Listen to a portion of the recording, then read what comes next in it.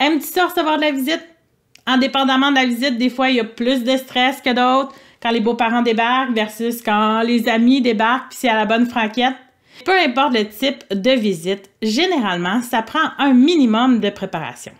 Alors, comment tu te sens quand le ministère débarque dans un de tes services de garde pour son inspection annuelle ou trimestrielle, puis c'est à l'improviste? Te sens-tu prête? Donc, dans cette vidéo, je te propose 6 trucs pour te sentir zen et prête pour ta prochaine visite du ministère dans tes programmes. Je m'appelle Marilyn Tauvette et je suis adjointe conseil pour les services à l'enfance et à la jeunesse. Mon objectif, c'est d'aider les directions de programmes jeunesse à solidifier leur équipe de coordonnateurs au niveau administratif et au niveau de leur gestion d'équipe. Je te propose aussi de télécharger mon guide gratuit qui s'intitule « Voici pourquoi ta to-do list est en réalité ta pire ennemie ». Donc, cet outil-là pourra t'aider au niveau de la gestion de temps et la gestion des tâches dans ton poste. Donc, dépendamment de la structure de tes programmes, c'est possible que ce soit toi, en tant que directrice de programme, qui soit là pour accueillir la personne qui vient faire l'inspection du ministère, ou c'est peut-être un de tes coordonnateurs ou une de tes coordonnatrices qui sera la personne en charge de l'accueillir.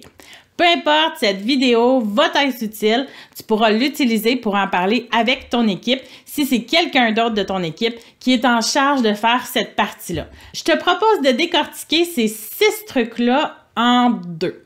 On va parler d'abord de 3 trucs préalables à la visite du ministère que tu vas mettre en place tout au long de l'année, puis pour te sentir prête quand tout à coup, il va y avoir l'inspecteur qui va débarquer dans tes programmes. Donc, truc numéro 1, c'est de réviser la précédente visite du ministère. Donc, lorsque le conseiller, la conseillère s'est déplacé dans des programmes lors de la dernière évaluation, ils ont fait un rapport de globalement qu'est-ce qui se passait bien, qu'est-ce qui était amélioré, ils ont donné des pistes indicatives. C'est important durant l'année de s'y référer. Hein. C'est pas un document qu'on met complètement de côté. Je pense que même si les choses ont été réglées, c'est important d'y revenir de temps à autre pour le garder en tête et s'assurer que c'est bien ancré puis qu'il n'y aura pas, par exemple, de chance qu'il y ait encore peut-être une situation qui fait qu'un de ces points-là ne serait pas respecté. Parce que c'est sûr et certain que la conseillère ou le conseiller qui va revenir va regarder ce qui était dit dans le précédent rapport pour s'assurer que c'est toujours mis en place et qu'il y a eu des choses qui ont été faites dans ce sens. Il y a souvent aussi un aspect recommandation de la part des conseillers qui viennent sur place, de choses qu'on pourrait améliorer, qui est intéressant de réfléchir avec l'équipe puis de commencer à mettre sur pied. Ce qui fait que quand que le conseiller ou la conseillère passe dans votre programme pour l'autre évaluation, bien, vous allez vous sentir confiant que vous avez fait votre bout de chemin pour vous assurer que ce qui avait déjà été nommé a été réglé. Vous allez aussi avoir des pistes de discussion, de solutions, de choses que vous avez mis en place, que vous avez discuté avec l'équipe, que vous allez pouvoir parler avec le conseiller, la conseillère, pour lui démontrer tout le bout de chemin que vous avez fait par rapport à la dernière évaluation. Fait que ça va vous rendre confortable et confiante par rapport aux commentaires qui vous avaient déjà été passés. Ce point-là va être aussi super important si vous êtes nouveau dans ces postes-là pour montrer que vous avez pris le relais de ce qui avait été dit préalablement, puis que vous avez mis en place les choses, puis que vous êtes solide là, dans votre gestion du programme. Deuxième truc que je vous propose de faire en amont, dans des visites surprises du ministère, c'est d'avoir toujours un portrait global bien clair de vos programmes. Souvent, une des premières questions des conseillers et conseillères, c'est vraiment de vous demander, bon, combien vous avez d'enfants sur place, combien vous avez d'animateurs sur place. Par rapport à ça, à la grosseur de votre programme, ils vont générer les questions qu'ils vont choisir de vous poser. Hein. Ils vont pas faire le même nombre d'évaluations de dossiers si vous êtes un programme avec 50 élèves sur place versus si vous avez un programme de 250 élèves.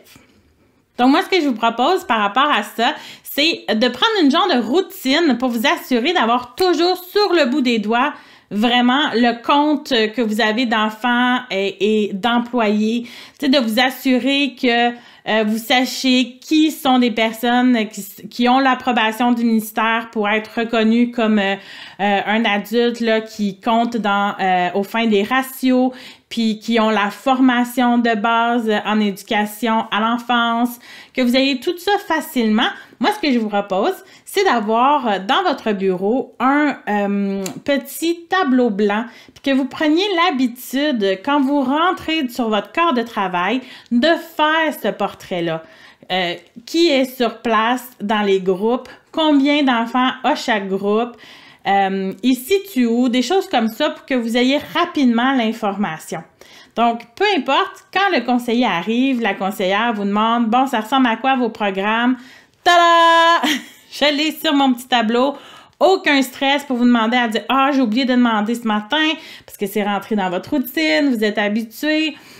S'il y a un absent ou peu importe, mais vous avez vérifié en arrivant, c'est pas une surprise là, qu'il manque quelqu'un. Vous avez l'air organisé.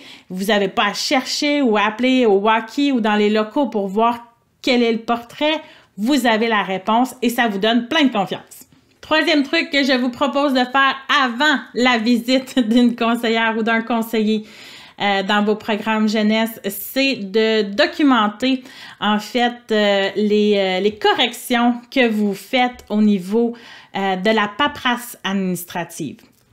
Ce que je veux dire par là, c'est que vous avez déjà beaucoup d'observations à faire au niveau des interventions, puis de montrer qu'il y a des pistes pour accompagner les équipes et tout.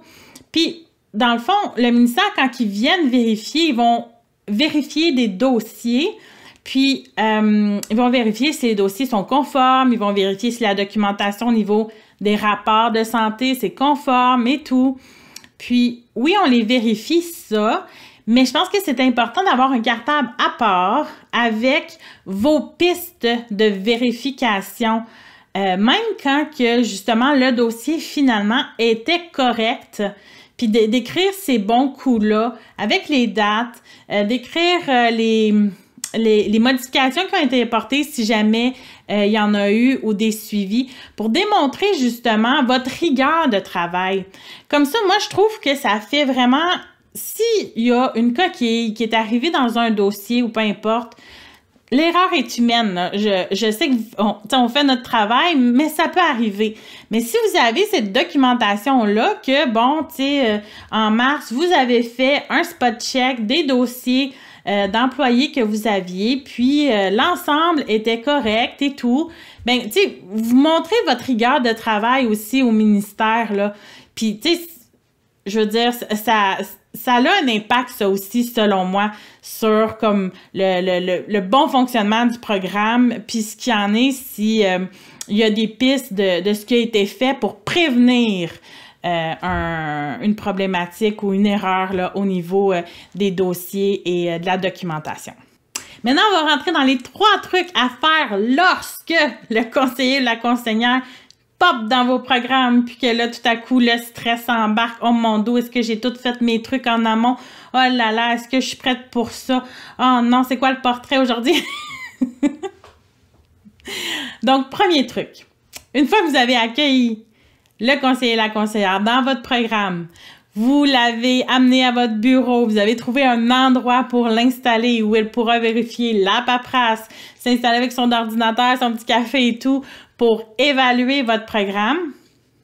Je vous invite à lui dire que vous allez lui revenir dans 5 minutes, que vous le laissez s'installer, puis vous de vous retirer. Allez dans la salle des employés, allez dans la petite cuisinette si vous en avez une dans votre programme. Allez dehors s'il fait beau puis si vous vous sentez bien, mais prenez 5 minutes pour vous reculer de la situation, pour prendre le temps de vous recentrer, de faire quelques respirations, puis de vraiment juste calmer votre esprit. Deuxième truc à vous assurer de faire quand le conseiller et la conseillère arrive, c'est de confirmer avec un ou une collègue que justement, il y a l'évaluation du ministère présentement. En fait, ça, c'est quelque chose que vous pouvez aussi préalablement déterminer en amont, donc avant de dire, bon, si le ministère débarque, toi, tu vas être en charge de vraiment ce qui se passe sur le terrain. Et donc, moi, je me retire complètement des interventions et puis je vais être un peu plus dans le bureau pour vraiment répondre aux questions du ministère. Je vais me promener avec le conseiller, la conseillère si on fait des observations du programme, mais je ne serai pas du tout aujourd'hui en support ou en soutien à l'équipe terrain. Puis ça, c'est vraiment pas pour être méchant ou gorocher la tâche à quelqu'un d'autre, mais vous avez déjà une responsabilité et une tâche qui est très grande de passer l'évaluation du programme avec quelqu'un du ministère. Donc, c'est normal de déléguer, dans le fond, la tâche de l'appui terrain et tout ça à quelqu'un d'autre. Puis, si c'est fait au préalable, de savoir que c'est cette personne-là, peut-être un plan B aussi, si la personne est absente, ce serait qui l'autre personne. Ben c'est dit et tout. Puis là, la personne peut prendre charge. Puis vous avez ce stress-là de moins durant la journée d'évaluation. Finalement, troisième truc super important, malgré la visite du ministère, c'est pour calmer notre stress. On sait le bienfait des routines. Comme quoi que notre cerveau, c'est réconfortant pour lui des routines. Puis vous en avez une routine dans le cadre de votre travail. Hein. Vous avez peut-être une routine au niveau de votre heure de dîner ou des gestes que vous avez l'habitude de poser à certains moments de la journée. C'est important, ça, malgré la visite du ministère, de prendre le temps d'essayer que notre routine soit le plus possible la même, pour justement diminuer notre stress, puis de se sentir bien, puis de passer au travers cette journée-là, puis de se dire « OK, c'était pas si pire que ça finalement. » Donc, c'est important de continuer notre routine, même si la personne est là. Puis ça se dit très bien, hein? Bon, moi, habituellement, à cette heure-ci, je pars dîner. Est-ce que vous avez besoin d'autre chose avant que je quitte dîner? Donc, ne négligez pas votre routine à vous, qui est très importante dans une journée stressante comme ça. En résumé, dans cette vidéo, je t'ai proposé 6 trucs pour te sentir calme, zen et te sentir prête lors de la prochaine visite du ministère dans tes programmes. Truc numéro 1. Assure-toi de réviser quelles étaient les recommandations et les points à améliorer lors de la précédente visite du ministère pour t'assurer que ces choses-là sont faites, puis pouvoir le prouver, le démontrer au conseiller ou à la conseillère qui va être sur place cette journée-là.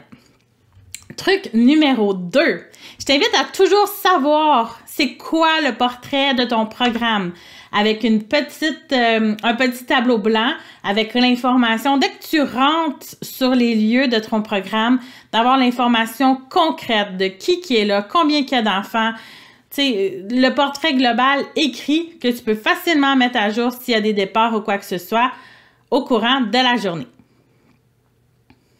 Et truc numéro 3 à faire avant, ce que je te propose, c'est de t'assurer d'avoir par écrit, dans des cartables, les observations, les démarches que tu fais au niveau administratif pour t'assurer que les dossiers soient conformes. Donc, les ajustements qui ont été faits dans les dossiers que tu as vérifiés, les dates que tu as fait des vérifications pour démontrer au ministère tout le travail derrière, que oui, si jamais il y en a un qui a été oublié, c'est possible. On ne veut pas ça, mais de démontrer toutes les dates, tous les suivis que vous avez faits de façon rigoureuse du côté administratif paperasse pour éviter qu'il y ait une problématique comme ça. Quand le conseiller-conseillère est là, que le stress est à son plein, les 3 trucs que je te propose, c'était assure-toi, une fois qu'il est installé, de prendre un 5 minutes pour toi. Retire-toi, va faire des respirations, recentre-toi pour calmer ton stress. Truc numéro 2, assure-toi de proposer à une collègue de prendre le relais. OK? Comme c'est établi, puis là, tu confirmes, bon, il y a quelqu'un du ministère, donc maintenant, toi, tu gères ce qui se passe. Tu viendras me voir s'il y a une urgence nationale. Sinon, moi, je gère le ministère et la visite. Et donc, tu te retires du stress de devoir gérer les situations du terrain pour te concentrer sur l'évaluation du programme. Et truc numéro 3, c'est de garder le plus possible ta routine comme elle est prévue. Donc, ça rassure ton cerveau, puis tu veux aller dîner aux heures que tu es habitué, faire les gestes que tu as l'habitude de faire, si tu te fais une petite séance de méditation après dîner, essaie de la faire quand même pour garder ta routine malgré tout et puis te sentir bien et calmer ton stress face à cette situation-là de visite impromptue et d'évaluation de tes programmes. Tout ce qui reste à faire maintenant, c'est lâcher prise, de prendre les commentaires constructifs du conseiller de la conseillère, puis de construire là-dessus par la suite. Je t'invite maintenant à télécharger mon guide gratuit qui s'intitule « Voici pourquoi ta to-do list est en réalité ta pire ennemie ». Ça va t'aider au niveau de la gestion de ton temps. Et puis, le lien va être juste sous la vidéo, alors tu pourras le télécharger facilement. Et si tu as aimé la vidéo, si tu penses que ça peut être utile à quelqu'un de tes programmes ou à des collègues de travail, je t'invite, s'il te plaît, à marquer j'aime et à partager la vidéo. Merci beaucoup. Bye!